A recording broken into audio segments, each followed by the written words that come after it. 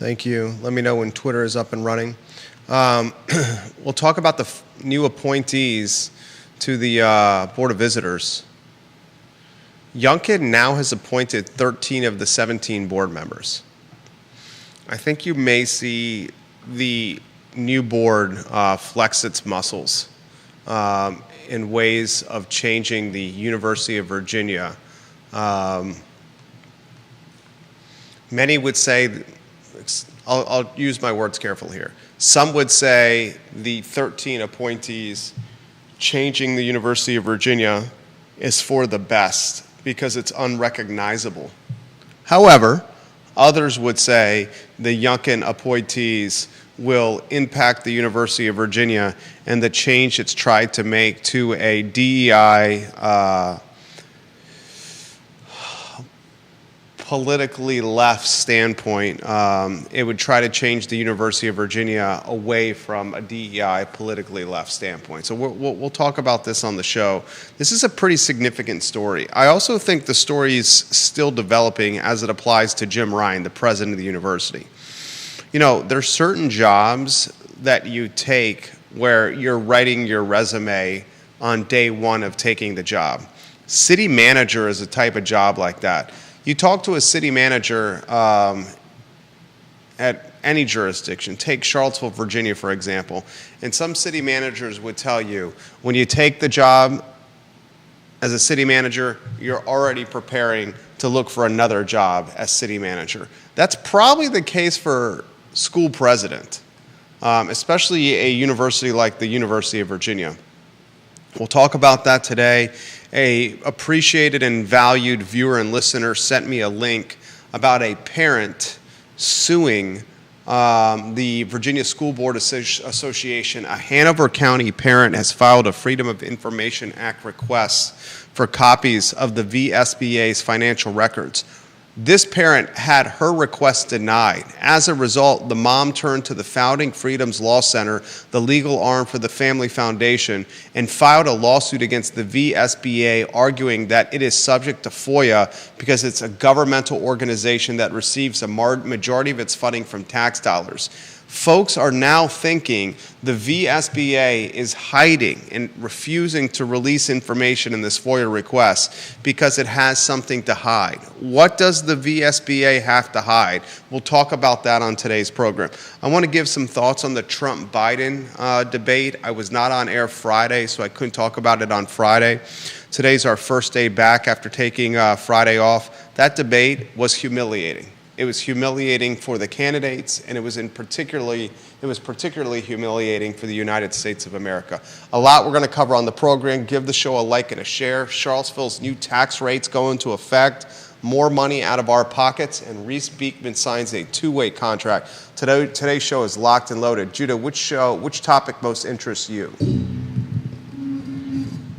I mean, I was baffled watching the debate the other day, and it's been an interesting topic of conversation with everyone pretty much that I've spoken to.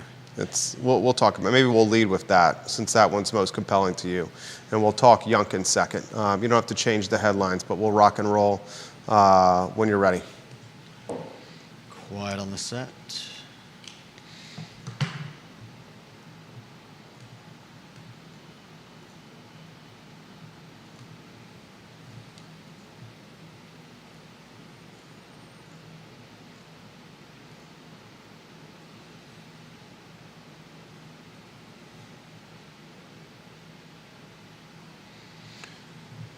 Good Monday afternoon, guys. My name is Jerry Miller, and thank you kindly for joining us on the I Love CVille show. We enjoy connecting with you through a network that has a studio located in downtown Charlottesville, a network that utilizes social media and podcasting platforms to connect with you, the viewer and listener, about topics that are tied to the Charlottesville, Albemarle County, and Central Virginia communities. Today's show is a reflection of those ties.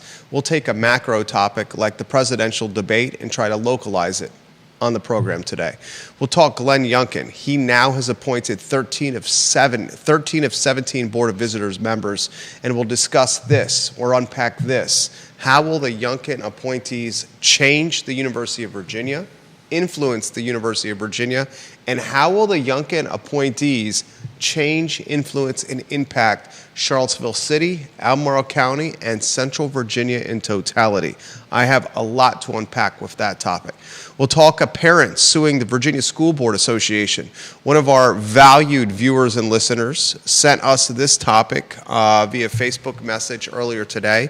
I thank her for sending us this topic. I did not see it. I encourage all the viewers and listeners that listen or watch this program, if there's something that you want to hear discussed on the show, send it to Judah and I. We're available via DMs, email. Just let us know, and most likely the program, your topic, will come on the program. This parent is a Hanover County parent. She filed a Freedom of Information Act request, wanted copies of the Virginia School Board Association's financial records. The VSBA said, "No way, Jose. You're not getting our money. You're not seeing how we spend our money. You're not getting these documents."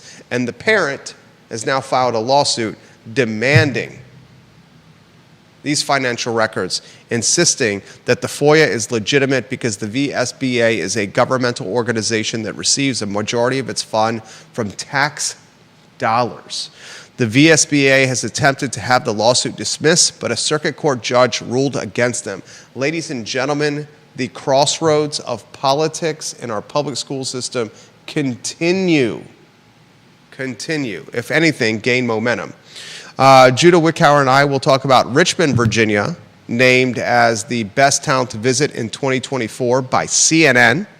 We'll talk Charlottesville's new tax rates, which go into effect, is it today, Judah? I believe it is today. Go into effect today. 1st of July. 1st of July. So less money in our pocket. Yeah. More money in the hands of local government. I've already seen restaurants starting to put up notices about it. Just asking people to be kind. Can you imagine the headwinds that restaurants face right now? And now they're having to put signs in their windows saying, "The man is taking more of your money. It's not us, it's the man." We'll talk about that on today's program as well. We'll talk Reese Beekman signing a two-way contract. This is something we'll cover with Jerry Ratcliffe, the Virginia Sports Hall of Famer, on the Jerry and Jerry Show tomorrow. For the first, lower third, Judah Wickower, why don't you put the Joe Biden-Donald Trump debate on screen? We'll shift up the headlines and talk Donald Trump, Joe Biden. This was Thursday night. We were off air on Friday. My family was moving. As a result, we did not do a show. Moving is the absolute worst, especially when you have children that are as young as 19 months and 6 years old. All things considering, happy to be in the new house, happy that process is behind us. But I missed connecting with you on Friday, in particular because of this presidential debate. Donald Trump, I thought he stuck his foot in his mouth when it came to Charlottesville. I was disheartened. I couldn't believe that Biden even brought it up, especially considering the last week of top of the headline news about it. I was disheartened to see Donald Trump say Charlottesville was debunked. I was disheartened to see Joe Biden again leverage Charlottesville for political purposes. Yeah. Both men, Joe Biden and Donald Trump, are utilizing Charlottesville as if we are pawns on a chessboard for political purposes. Okay? The debate was a disaster. If there's a winner of this debate, clearly it's Donald Trump. And that's not an endorsement for Trump, right? But it's a sad state that is Joe Biden. Although at the very end, I was giving it to Biden. He was actually answering the question. He was actually making points, whereas Trump wouldn't even answer, the final questions and just kept going on and on about the same BS that he kept going back to. I'll push back on that, Judah Wickower. Even the Democratic Party is trying to distance itself from Joe Biden. Joe Biden came across as a man I'm not surprised. that was not mentally coherent, was struggling to string sentences together and keep his train of thought going. Today on CNBC, Squawk on the Street, one of the morning shows on CNBC, I was watching Andrew Ross Sorkin say this. Very well watched show. Okay. He said this: "We have all been fleeced by the current president. they roll the current president out and have him read a teleprompter and utilize him as a puppet for pomp and circumstance purposes. But when he is having to think on his feet, ad-lib on the fly, or answer questions on the fly, he does not have the mental capacity to do so. And Andrew Ross Sorkin asked his guests, does that gaslighting impact how the media covers Joe Biden moving forward during this race? That is a great question. Yeah. If we have been fleeced, the wool over our eyes, by whomever, about Joe Biden's mental capacity, mental capabilities, and just being coherent, if they used him as a puppet for kissing babies, for shaking hands and reading teleprompters, covering who he really is mentally, should we not all be angry, concerned, frustrated? We were tricked, and we saw it firsthand on Thursday night. I'm no Trump fan. I'm no Biden fan. Hell, I'm no RFK fan. But what I do know is one of the guys that was on stage on Thursday evening,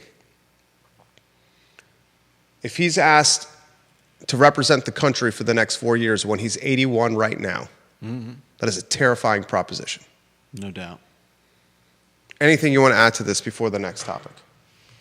Yeah, like I said, I thought he had his lucid moments, but when I first started watching, I missed the very beginning, and I came on to Biden giving his what would you call it, a frown, a scowl?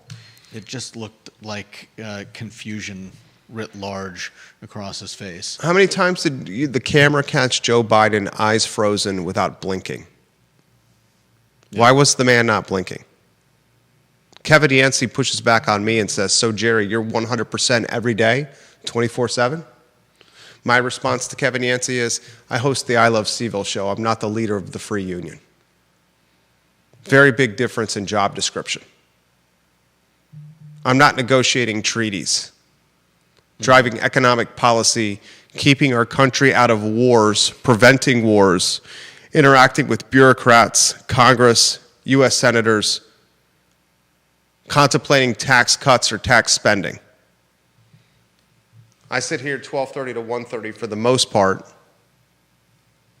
and talk about Charlottesville. And no, Mr. Kevin Yancey, public speaking is not public speaking. Public speaking, when you're the President of the United States, is the most basic description of your job. The most basic description is public speaking. And on Thursday night, we didn't get that. And the interesting aspect of this, Judah, is navigating this topic.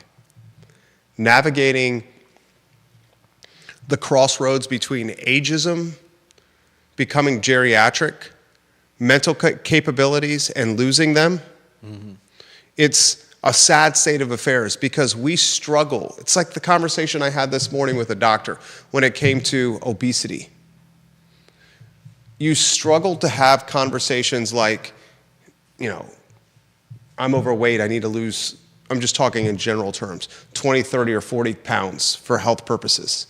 A family member will struggle to tell another family member, another loved one, that you are overweight, you need to lose this weight. We care about you. We want you to live a long time. Exercise, eat better, drink less ice cream, get yourself in better shape. We struggle with that conversation. Just like we struggle when a grandmother or a grandfather or someone that we love becomes older and we see their mental capabilities and their physical capabilities disintegrating before our own eyes. The terrible thing is that disintegration is happening before the entire world. As opposed to in the confines, the comfortable, trustworthy, and friendly confines of someone's house and where they grew up amongst their loved ones. Yeah. If Donald Trump plays his cards right, this is what he does. And he's not going to be able to do this because he's Donald Trump. He just stays quiet. Just toes the company line the rest of the way and let Joe Biden implode. All right, next topic. Unless you want to add anything to this. Yeah, I thought just one last thing. I thought the Charlottesville thing was a little overblown. Like I said, I can't believe that that Biden even brought it up. But is it still a thing to everyone? Like, has anyone proven that he was talking about anything other than people? I mean, can we all agree that there were people who did not want the statues taken down, and that had nothing to do with racism or white supremacy or the KKK. There were some people that just didn't feel the monuments should be removed. Can we agree on that? We know that there are people that did not want the monuments removed. Yeah. Trump made a mistake with his phrasing. Okay. And how he phrased it. And that phrasing was taken out of context. Right. As someone locally in Charlottesville who has a platform and says things all the time, opinions all the time, some of them taken out of context, I'm very well aware of how phrasing and sound bites can be misconstrued. And how he phrased what happened in Charlottesville was optics-wise, not strategic. Right. The fact that Biden continues to bring it up, 7 years later? 7 years later, is to drive headlines, clickbait, and get an emotional response. Yeah. He's using us. Mm-hmm. He's using us as if we were pawns on a chessboard. Janice Boyce Trevelyan, some photos on screen. Let's get Janice's photo on screen. Stephanie Wells Rhodes, your comment is on deck. And before I read your comments, I was most humiliated for not the current president, not the former president. I was most humiliated for us as Americans. Yeah, definitely. As Americans, I was humiliated to watch that. And if you watched Jill Biden giving Joe Biden props. She gave him props the next day and said, honey, you did a great job. That was, she did more than just say, honey, you did a great job. That was even more embarrassing. It was humiliating. Yeah. Humiliating. Janice Boyce Trevelyan's photo on screen. She says this, Janice Boyce Trevelyan, JBT, we love when you watch the show. She says, I am angry about Biden. People haven't been saying for months that there is something going on. The media has totally ignored covering his health until the debate. To put Biden out to debate looking like he did makes the U.S. look weak, like a laughing stock. They invited Biden to Charlottesville. He keeps using the city and has never been. Bingo. JBT, bingo. Yeah. She says, if you have eyes, you know he's been in trouble. He was awful in France. His family should be ashamed. Janice Boyce Trevelyan, this has been going on much more before this debate. Go back and watch him falling up and down the stairs, wandering around podiums, 100%. No doubt. But in this debate, we saw it in its truest, rawest, most authentic form. Stephanie Wells Rhodes, her photo on screen. She says, amen, Jerry Miller. And she says, he looks hollow to me, just like my grandmother who has Alzheimer's and is in memory care. I saw the same thing.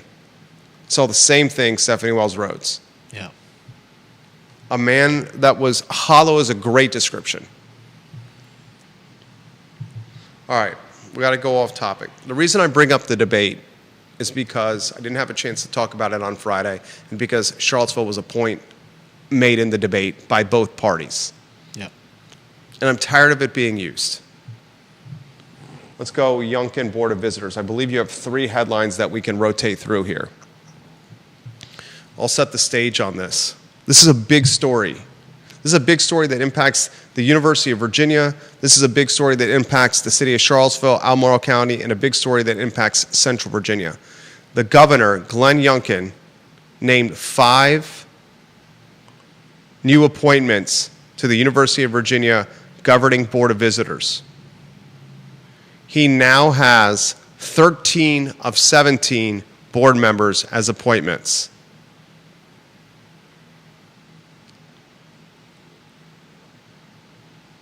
how is this going to impact UVA, the city of Charlottesville, Albemarle County, and Central Virginia? First, we should talk the University of Virginia. The Youngkin appointments, Yeah. 13 of them, will most certainly galvanize to control the board. The Youngkin appointments will most certainly galvanize to change the narrative. And the narrative of the University of Virginia right now is one that is rooted in diversity, equity, inclusion, and initiatives around that DEI acronym. Which we're seeing a lot of.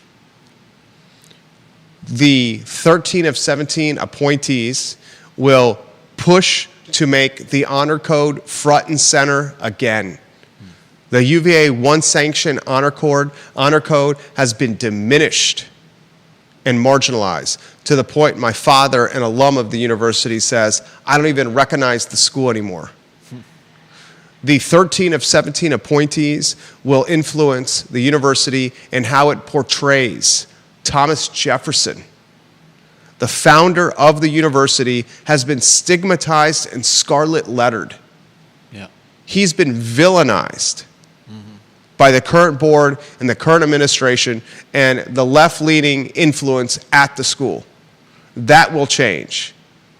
My prediction, and I'm curious of your thoughts, viewers and listeners, and you, Judah B. Wickower, in a nutshell, to summarize, with Youngkin, 13 of 17 appointees on the board, you will see diversity, equity, and inclusion, its momentum stifled and slowed. You will see the honor code return front and center. You will see Thomas Jefferson return front and center. And you may see Jim Ryan on the hot seat, the type of hot seat that the head football coach, Tony Elliott, is currently sitting on. Mm-hmm. Your thoughts, viewers and listeners. Your thoughts, Judah B. Wickower. I'm very curious to see how the rector, Robert Hardy, how this impacts him. Robert Hardy no longer has the influence and control he once did. Yeah. And I'm very curious to see what Jim Ryan is thinking right now. I'll go to Judah first, then you viewers and listeners. I mean, I think you've pretty much said it. He's got whatever he needs on the board to do what he wants. I don't necessarily think that's a bad thing in some cases. I obviously am not thrilled with villainizing Thomas Jefferson. And I think that a move to bring back TJ as as the founder of UVA, as an historical figure who, I mean, we can all agree that there's no doubt that he had slaves, but that doesn't invalidate building one of the top universities in the United States right now.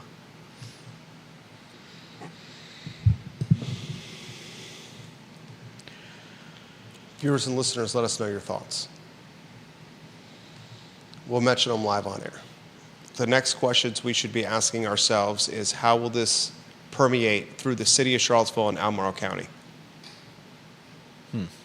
Because UVA drives the city of Charlottesville and Albemarle County, and UVA drives Central Virginia. Also, on Friday, over the weekend, I don't know if you saw, and he's a valued viewer and listener. He's come on the show. I have tremendous respect for him. The Albemarle County Commonwealth's Attorney, Jim Hingley, is moving to keep the audit report about the killing on grounds at the University of Virginia with the 3 football players sealed. Right. Did you see that? Vaguely, yeah. I saw a little of it. I didn't really dig into it. Do you have a take on that? I mean, we both like Jim Hingley. I think he's probably got. I doubt this is some kind of he's not like working with the university to hide anything. I think it's safe to say he's likely doing this for a very good reason, and I think I'll speak for myself when I say that I trust him in this, and if this is what he's pushing for, then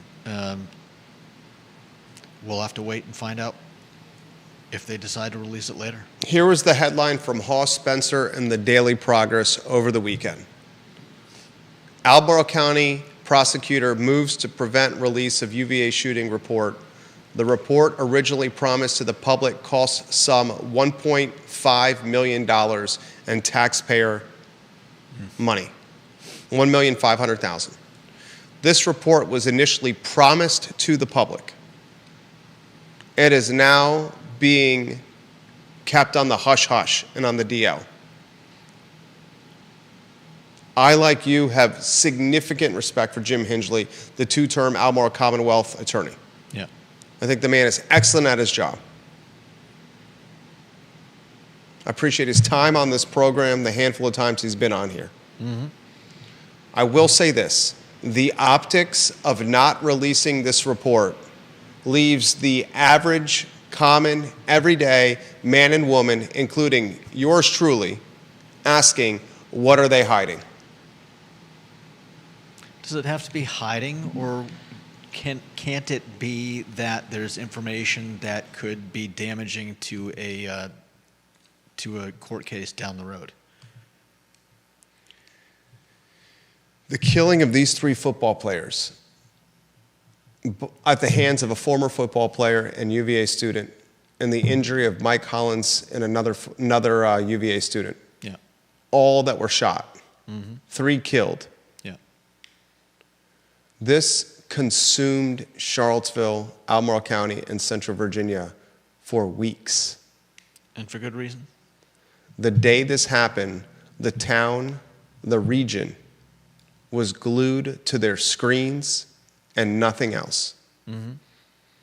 The school shut down, the city was on lockdown, the county was on lockdown. There was a manhunt with multiple police agencies hunting a 20-something student. Yeah.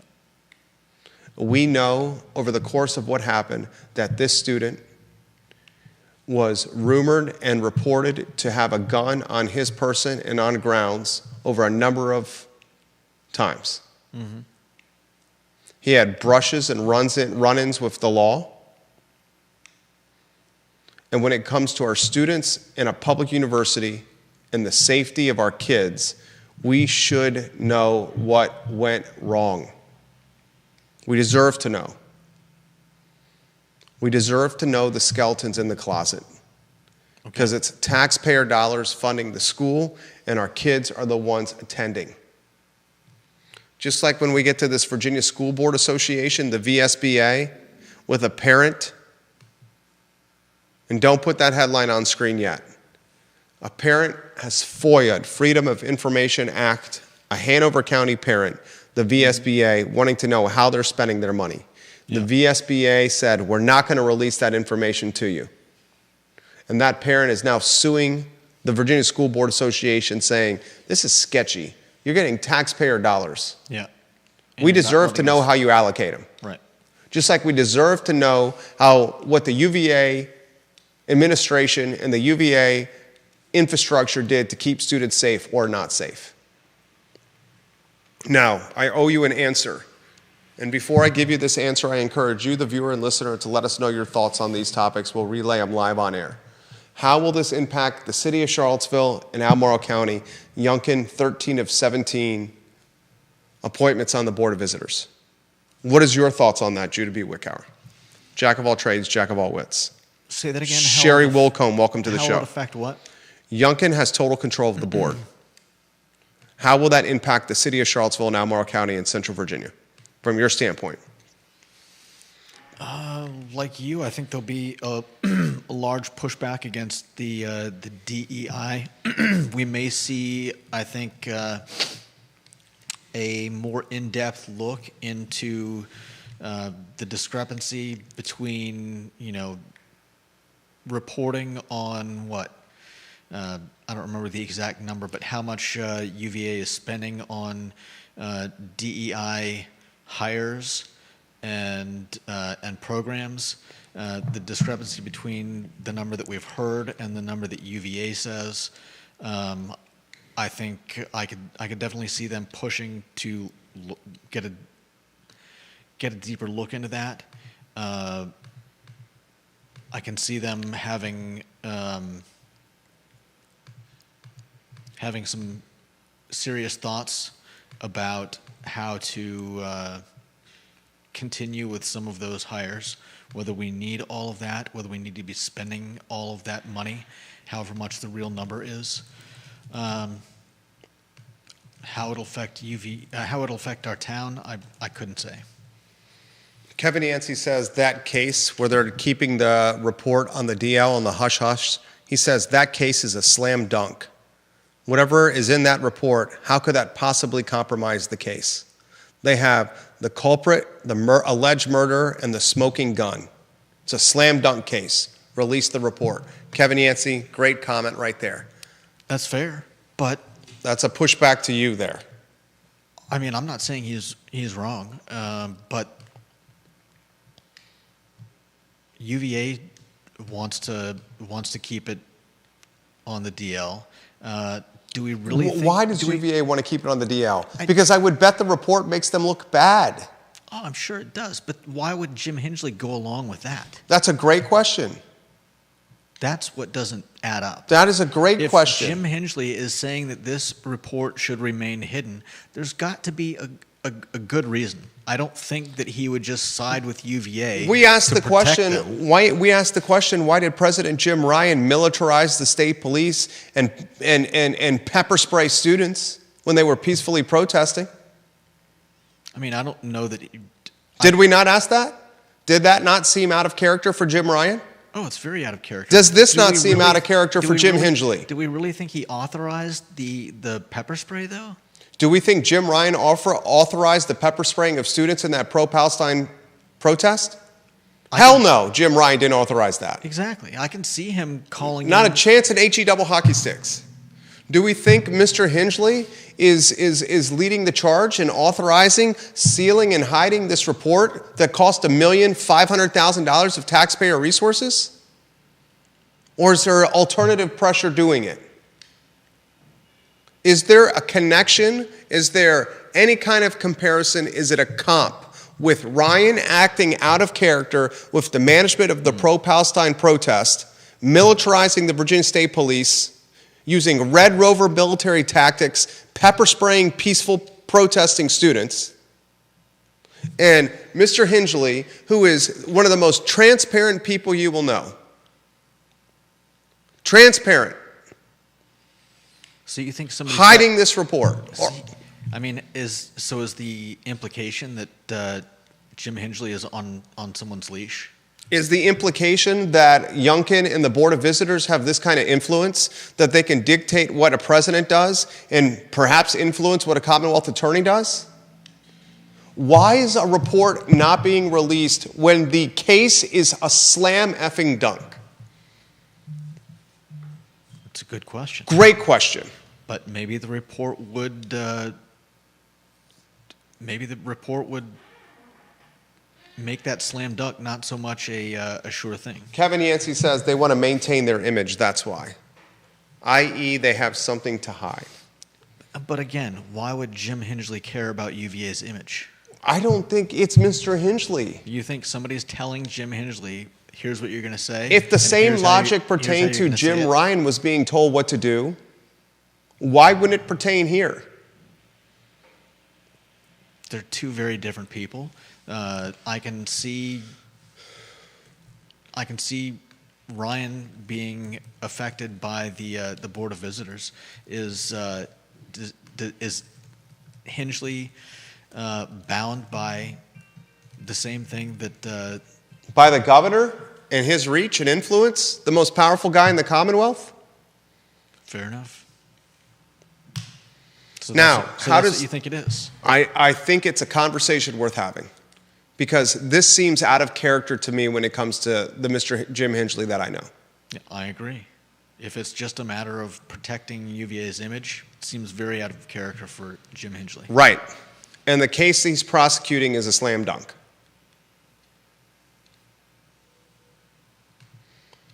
Now, I owe you this answer. How is Youngkin having 13 of 17 appointments on the board going to impact the city of Charlottesville, Albemarle County, and Central Virginia?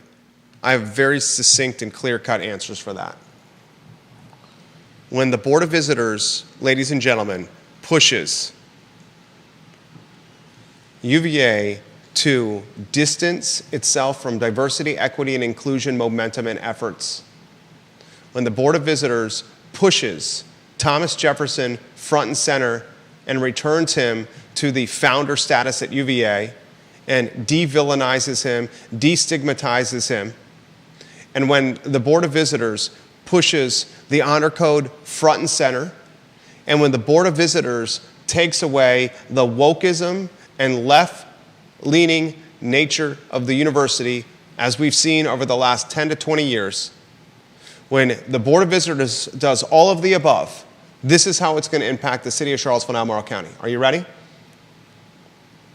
You will see more protesting. You will see more student angst. You will see more professorial angst. You will see more divisiveness and division. You will see more freedom of speech in the form of large groups gathering, protesting their beliefs than we have ever seen at the University of Virginia. Those pro-Palestine protests from earlier this year, they shut down traffic on the corner. They got Albemarle County, City of Charlottesville, UVA, and Virginia State Police all in one area.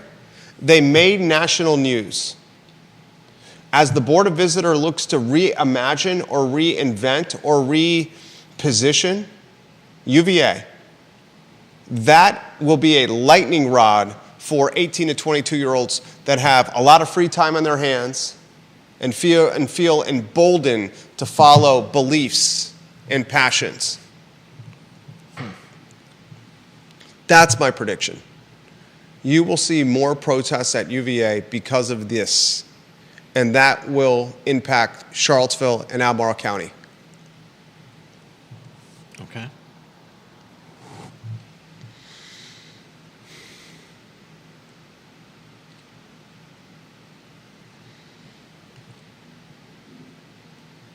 Get the politics out of schools.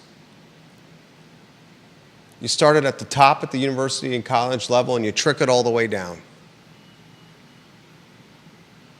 Great lead into VSBA. Perfect segue. Set the stage. Virginia School Board Association with the lower third and what's going down. With the parent suing the board, I mean, there's a lot in there. I thank the viewer and listener for sending us this story. We recently had a member of the fairly newly created, School Board Member Alliance. yeah, and maybe I think this is a prime time for SBMA to be on the scene, especially with what we're learning about VSBA. VSBA may allege themselves to be nonpartisan, but I think it's pretty clear that they are. This article that you sent is telling. I'll set the stage here for the viewers and listeners. It's the who, what, when, where, why. On June 26, 2023, a parent in Hanover County filed a Freedom of Information Act request for copies of the Virginia School Board Association's financial records, only to have her request denied. The Virginia School Board Association says it is not subject to FOIA requests despite being a public organization. The Hanover County mom, turned to the Founding Freedoms Law Center, which is the legal arm for the Family Foundation. And the Founding Freedoms Law Center, in conjunction with the mom, filed a lawsuit against the VSBA, arguing that the VSBA is subject to Freedom of Information Act requests because it is a government organization that receives a majority of its funds from tax dollars. The VSBA attempted to have the lawsuit dismissed, but a circuit court judge ruled against them. Now, a date for the next hearing is being set. Time will tell. This is what is the alarming aspect of this story. The Virginia School Board Association is supposed to be nonpartisan, and that's what it claims. By their own claim. Their own claim Yeah. on their website. But many would argue, parents across the Commonwealth would argue, teachers, administrators, I would bet even superintendents, certainly taxpayers, would argue that the Virginia School Board Association has a leftist agenda, which has become obvious to parents in recent years. Yeah. Now, parents are asking the VSBA to open their books and demand to know how they're spending their money. Yeah. And not just obvious to parents. I mean, read on, and it says filings show the VSBA keeps 3 paid lobbyists to actively oppose Republican-sponsored legislation. I mean, if that's not picking sides, I don't know what is. A leaked video from a 2022 VSBA conference in Richmond reveals their chief lobbyist, Stacey Haney, attacking Republican legislation that advocates for parental rights as unconstitutional. We have an association, the Virginia School Board Association, that actively works with school boards in the Commonwealth of Virginia, elected officials, Yeah. and trains the school boards how to act, how to vote, how to pass policy, how to align with superintendents, basically how to shape public schools in the Commonwealth. Yeah. We have a lobbying group funded by taxpayer dollars that tells the elected officials who determine how budgets for public school systems are spent. And they are refusing to open their books on how they spend their money. Yeah. A common question of today's show: what is there to hide? Yeah. What is there to hide in the $1,500,000 report with the UVA shooter that killed 3 football players and shot 2 others? What is there to hide with the Virginia School Board Association? Yeah. If this doesn't sketch you out, ladies and gentlemen, I don't know what sketches you out. Especially where people's kids are involved. Exactly. Our children. People that we're being fleeced again. If there's any organization that should be transparent, it's an organization that has control over how our children are taught. There it is. Judah B. Wickhauer. Bingo.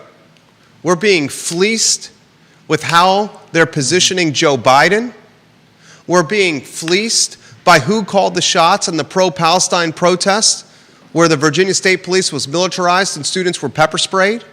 We're being fleeced with a $1,500,000 taxpayer audit on the shooting on grounds, and now it's not being released, or they're trying to prevent it from being released. And we're being fleeced by the Virginia School Board Association and how they're spending taxpayer dollars.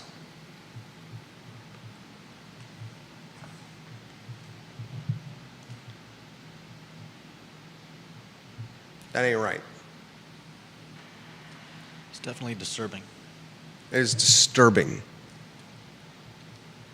Follow the money, ladies and gentlemen, always. Follow the money. Anything else you want to add to this topic?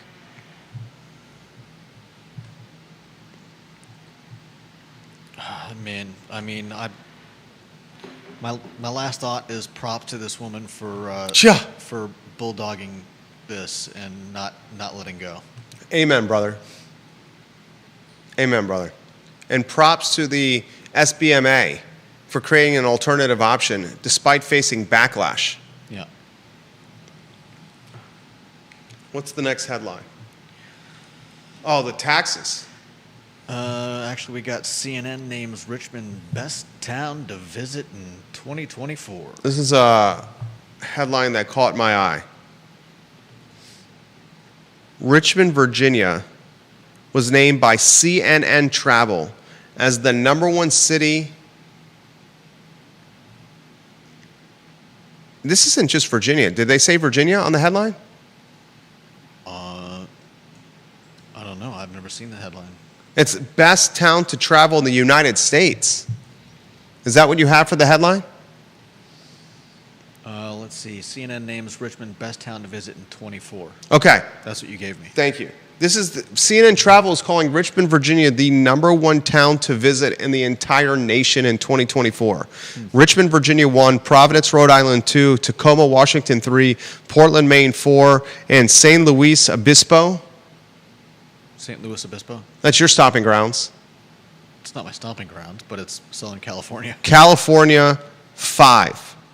Ladies and gentlemen, I want to highlight this to you. When I was growing up as a tyke, as a lad in Williamsburg, Virginia, Richmond, Virginia was the murder capital of the United States. When I was growing up 50 miles from Richmond and Williamsburg, my family used to joke, that's where you don't want to go. And in a very short time, Richmond has reinvented itself, repositioned itself, rebranded itself. And now CNN Travel is calling it the best town to visit in the country. Richmond, Virginia has housing affordability. Richmond, Virginia has a fantastic food scene, Top-notch museums.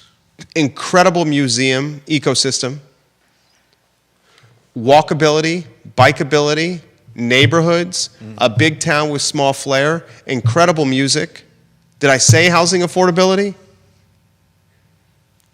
In a lot of ways, Richmond, Virginia is the yin to the Charlottesville yang. The yin to the Charlottesville yang. And Charlottesville's housing affordability issues are now seeping into Stanton, Augusta, and Waynesboro. Headline Daily Progress today. Stanton, Augusta, and Waynesboro housing market squeezing out renters and buyers, expert says. We also have one of, I think, Charlottesville's last trailer parks getting sold, which is terrifying for the residents, and one can only hope that they're not all pushed out as well. Where is that? Down Carlton. Who's buying that? I don't think anyone knows the buyer yet. Where was that? In which article? In which media Let's outlet? see, I think it's on Charlottesville Tomorrow.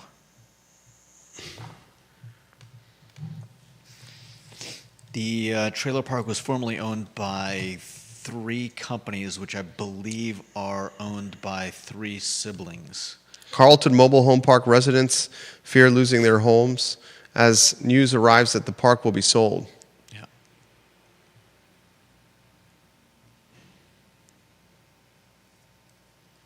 The owners received $7 million offer for the property. Mm-hmm. It's unclear who made the offer. Yeah.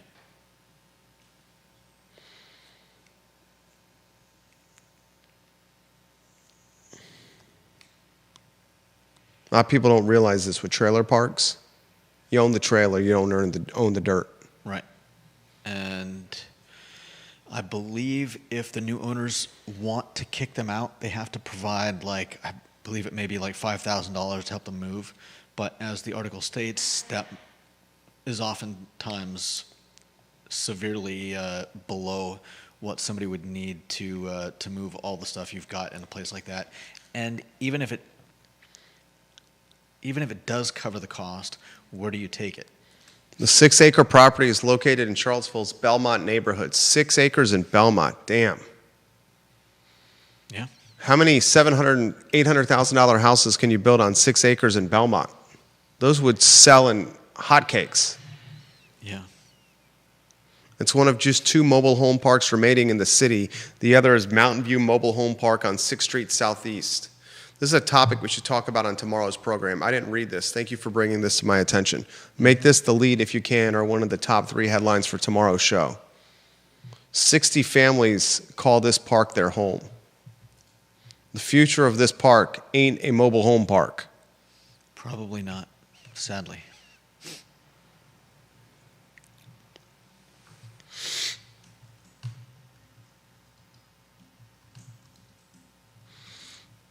Let's go to Deep Throat, number 1 in the family.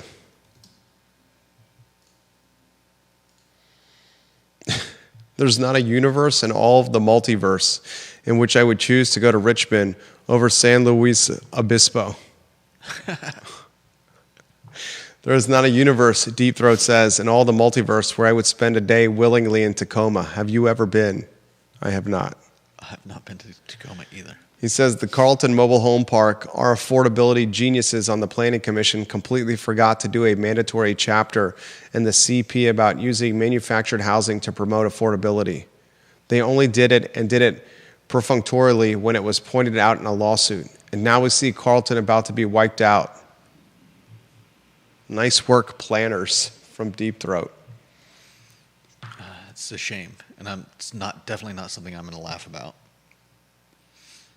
Well, how about this headline in the Daily Progress that says Stanton, Augusta, and Waynesboro is becoming expensive and folks are getting squeezed out that are renters and buyers. You know what that's a byproduct of?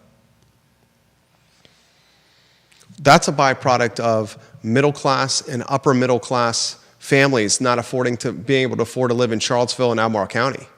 Yeah. Well, So as your middle class and upper class can't afford to live in the city and in Albemarle County, they go to the adjacent communities, Waynesboro, Augusta, and Stanton, and scoop up that real estate, gentrifying that real estate. well, the middle class is disappearing.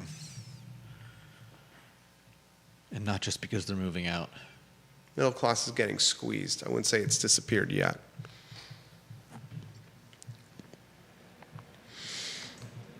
Follow 303 Alderman Road closely. Because if 303 Alderman Road, that $1 million rancher that traded for $835,000 turns into a $1.4, $1.5, $1.6 million single-family detached listing, then the new zoning ordinance is backfired. Set the stage for the tax storyline, and then I'll cover Reese Beekman. I'm going to talk Reese Beekman and the two-way contract with the Golden State Warriors on the Jerry and Jerry show tomorrow with Virginia Sports Hall of Famer Jerry Hootie Ratcliffe at 10:15 a.m. We'll talk Ryan Dunn getting drafted and Reese Beekman. You're looking at one of the best defensive players in UVA history, what a two-time Defensive Player of the Year, one of the best point guards in UVA history, one of the best players in UVA history. And the best he could do was sign a two-way contract with the Golden State Warriors.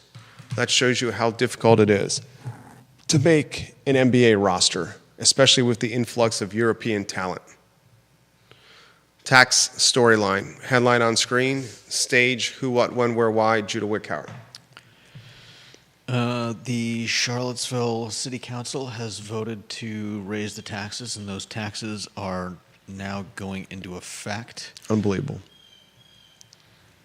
I believe the food tax is going up to 12.3%. Unbelievable. And there's also a rise in the transient occupancy tax. I don't remember the exact number of that. But I don't know if anybody else has noticed this. I had lunch at a restaurant yesterday, and they had a sign up on their glass door mentioning the fact that they are sorry and that this is something that they are complying with the city with. And Which restaurant was that? Can I ask that question? Sure. It was, I believe they changed their name, or at least their menus are now going by M Sushi. It was the former Sushi Love Sushi King. I always get the order mixed up, but